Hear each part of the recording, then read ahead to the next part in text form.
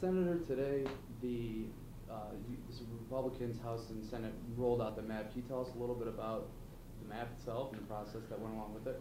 Sure. I mean, beginning 2 years ago, Republicans and many good government groups all across the state started advocating for the fact that we need to change the process by which new legislative boundaries are drawn. Right now in Illinois, the process is that whatever political party is in power gets to go behind closed doors and draw lines, and then they inevitably draw lines designed to build or enhance upon their majority and target members of the other political party, which is exactly not the motivation with which lines that the public will have to live by in terms of their representation for the next decade should have to deal with.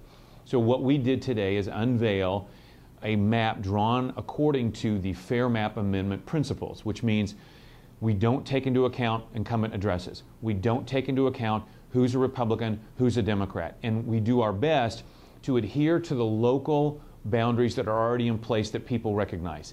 Municipalities, townships, and counties. That's the way people are going to best be able to learn who their senator, who their representative is, and it's done in a fair fashion without targeting who's a Republican and who's a Democrat. So that's what we did today. Remember that particularly with regards to the Illinois Voting Rights Act, that act says that where you can draw districts that give a reasonable opportunity for an African or Latinos to elect one of their own, you have to do that.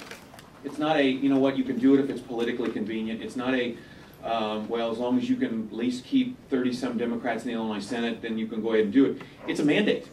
It's a mandate. The map that is put out here today, that it's based on the MALDIF map, does that. Where you can do it, this map does it.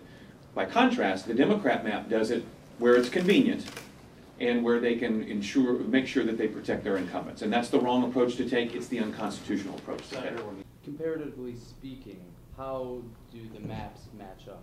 Well, the map that we rolled out today is more politically competitive. In other words, there's more districts in which voters will have a real choice between a Republican and a Democrat.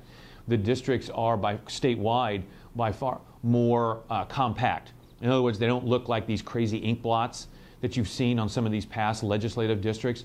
They're more compact, and again, that's easier for the voters and the citizens to recognize and look at and say, okay, that's where I live, and this is who my senator or who my representative is, or this is who wants to be my representative or senator. And again, that's the thrust of the Fair Map. It's not about politics. It's about the people who live and pay for this state and making it fair for them.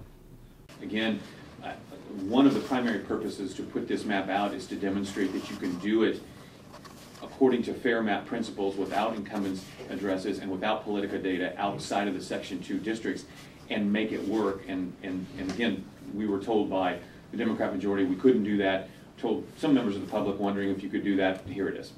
What is the other side? What is their defense in rebutting this map and opting for their map? Some have claimed that you can't use fair map principles and still draw a legislative map that adheres to the Constitution. The map that we rolled out today demonstrates that's absolutely not true.